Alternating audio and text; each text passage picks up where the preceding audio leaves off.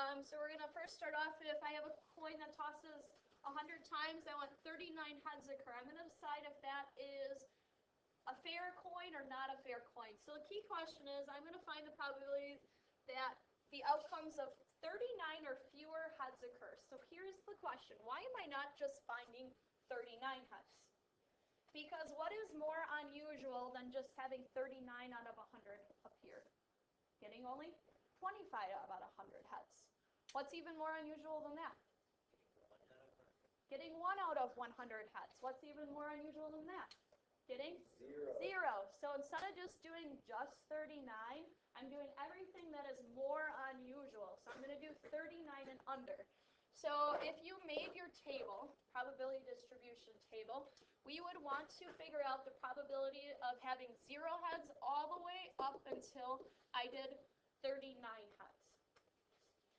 So how am I going to go about finding all of those? That's 40 numbers I would have to add together if I found each one separately. So we're going to use the shortcut that I just told you. On your calculator, if you choose the Binomial Cdf function, how many times are we flipping the coin? 100 times. Now on a coin, what's the probability of a head appearing? 50%. And this last number that you put in here is going to add up everything less than or equal to that. It's going to automatically add those up for you. So what number is going to go here? 39. So this does everything less than or equal to 39 and automatically adds it for you. So on your calculators, you're going to go into the distribution, which is above bars. So go to second bars. And you're going to arrow until you see the Binomial Cdf. And I chose the wrong one again. Let's see.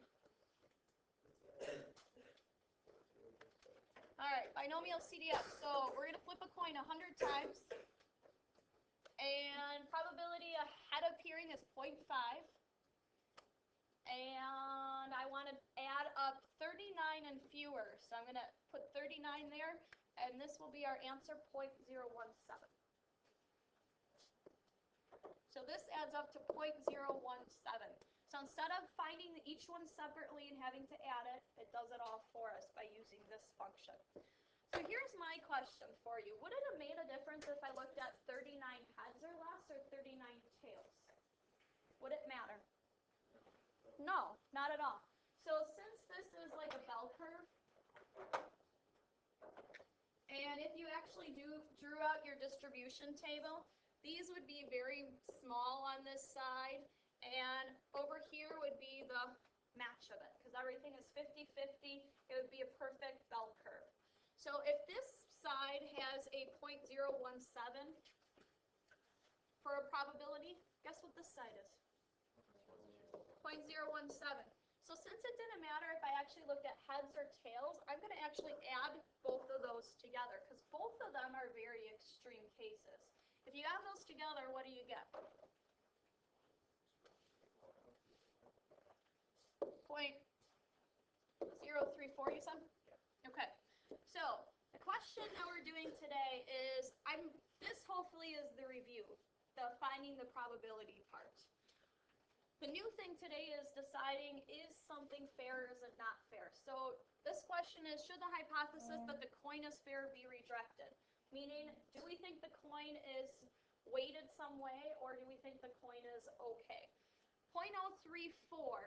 In this lesson, I was hoping you read. How many you read today? Extra credit should be, right? You should be able to tell me. What 2 levels did they talk about testing stuff on? For the people that did read. What 2 levels did they talk about testing on?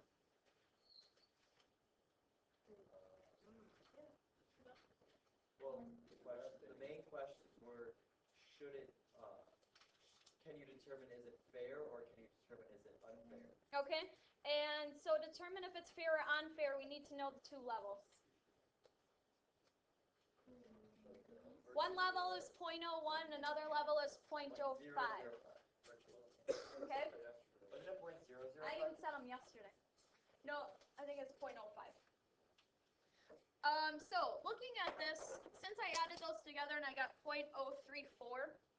The question is, if I tested this at the 0.05 level, is that above or below 0.05? This is below 0.034, or it is below the 0.05 level. So I'm going to say a red flag is going to go up. Something crazy had to have happened. Miss Meinecks somehow weighted that coin that she's trying to take all the money that I can get from you if we're just doing heads or tail game. I weighted it some way that if those heads appear, if 39 or fewer heads appear, I'm getting a lot of money from you. This means that something crazy had to happen. Red flagged. So the coin would not be fair. Not be fair. However, if we tested this at the 0.01 level, is this below 0.01 or is it above 0.01? It is above. So since this one is above 0.01, no red flags are going up, everything is okay, and I would say that the coin is still fair. So some of you might ask, well, how do I know what level I'm going to test it at? Your book will ask you, I will tell you on your test to do the 0.01 level or 0.05 level. So the key thing is you have to just be able to interpret it. If what you get at the end is lower than that level, something weird had to happen. Something crazy must have went on. So I always like to say the red flag. So by the end of this I'm not going to be around here for the rest of this week. Otherwise, you'd be throwing your hands up in the air and saying, oh my gosh, something happened. Something's going on with this coin. Thank you, thank you. All right, so let's practice a couple more here. So getting the probability shouldn't be the hard part. Testing it is what you need to be able to do. So this one says a coin is tossed 50 times and less than 20 heads occur or greater than 30 heads occur. Is a person justified in thinking that the coin is unfair? So if you made your probability distribution table, I like to draw this out because I think it helps me out knowing what I'm actually trying to find. So I want to find less than 20 heads occur. So that means 0, 1, 2, all the way up to what? 19. So I want to find all of those. Okay? How would I go about finding those? Binomial Cdf. I'm flipping the coin how many times this time? 50. What's the chance a head occurs? 0.5. And this number will be 19 because it will add up all of those, 19, 18, 17, all the way on down. What do you get for this one? 0.0594. Okay? Now that was just half of this, right? The other half of this was getting a number that was greater than 30 heads. So greater than 30 heads would mean 31, 32, all the way up to 50. Okay? How am I going to go about adding all of those up? Mark. It's just the opposite. If those of you that didn't catch on, if the 0.0594 was this side, I basically gave you what the other side was. Because having greater than 30 heads is the complement of this, agree? Yeah. As far as the other's perspective on the bell curve. Thinking about this, having less than 20 heads is the same as if I did less than 20 tails. So it's just doing the complement of it. So if I add those two values together, what do you end up getting if you end up adding both of those together?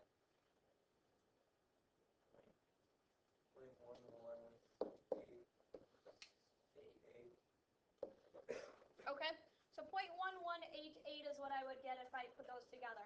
So here's what I expect to see at the end. So if I tested this at the 0.05 level, is that lower than 0.05? No, so any red flags have to go up? No. So since this is greater than the 0.05 level, no red flags, which means the coin is fair. So if it's okay at the 0.05 level, do you think it's okay at the 0.01 level? Yeah, because it's not going to be lower than 1% if it's not lower than 5%. So questions on how to do that one at all? Okay. All right. Next one on your homework, you'll be asked to tell me what a null hypothesis is and what an alternative hypothesis is. The key thing is a null hypothesis is the normal. What do you think is normal? So if we're talking about a coin, the normal thing would be that the coin was fair. So the normal thing is that the coin is fair. What would be an alternative then? What would be something that's unusual, something crazy? The coin is not fair. So you're going to test it and you're going to decide, is the coin fair or not fair? So this time I tell you to test it at the 0.05 level. So it says the coin is tossed 5 times and 5 heads occur. So you can make this whole table and 0, 1, 2, 3, 4, or 5 heads could occur. Which one are we looking at? 5. How would I go about finding that one?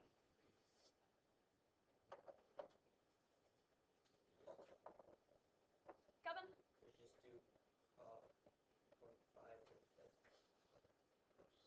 You go 5C5. That will work. I can do 5C5, 0.5 to the 5th. Failure is 0.5, and how many would you have that aren't heads? 0. Could I have done the whole binomial CDF? Yes. Out of 5 coins, 0.5% chance that it's a head. What would this number be? 4, okay, but that would tell me all of this. 4, 3, 2, 1, 0. What would I have to do with that number? I would then have to subtract it from 1. So I'd have to do 1 minus that, and that would also then tell me what the probability of getting 5 would be. For those of you that are catching on a little bit, this, no matter what, is symmetrical, right? So if I want to know this one, couldn't I have found that one? Yeah, I need both of them anyway, because with this being 50-50, it didn't matter if I looked at heads or if I looked at tails. So by now, somebody probably has this answer for me. What was this probability for 5 heads?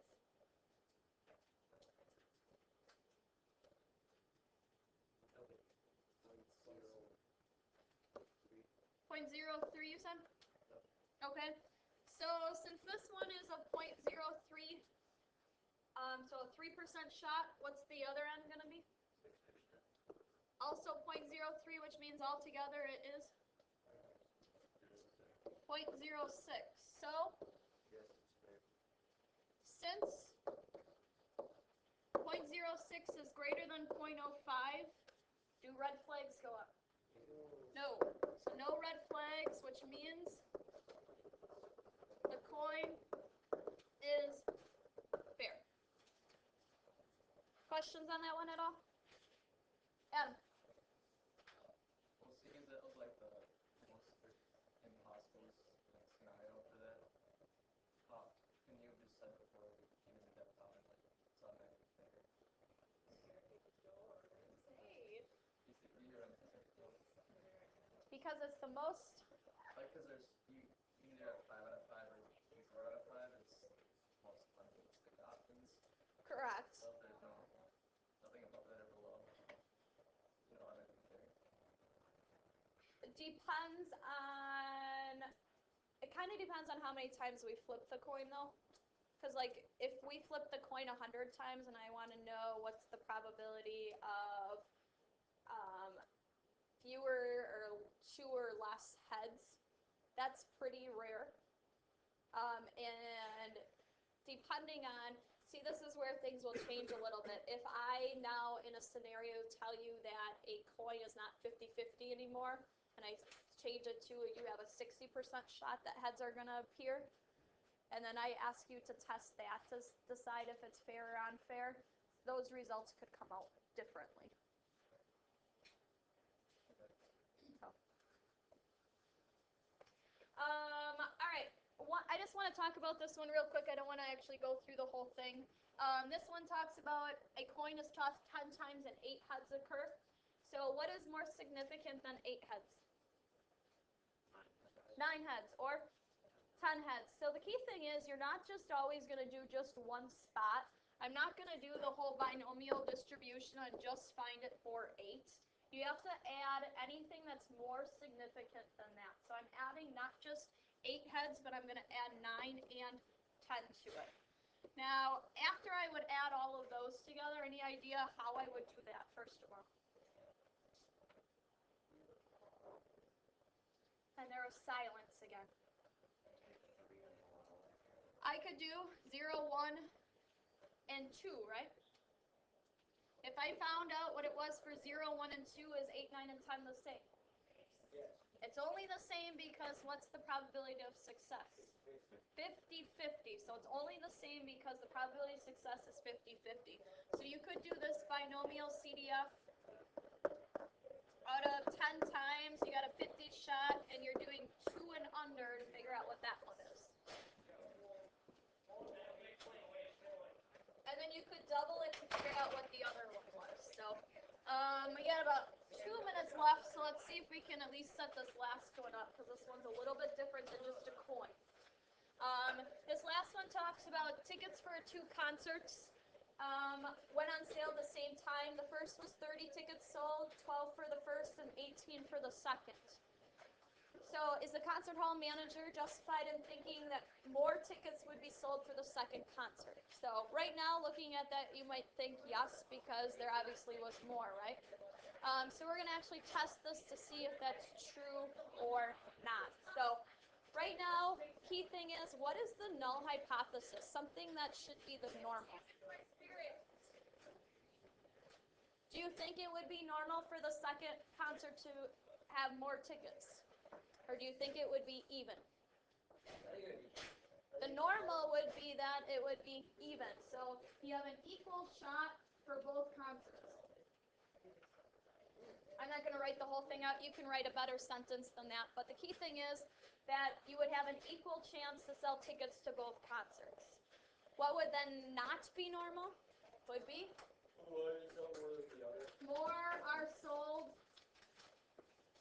for the second concert.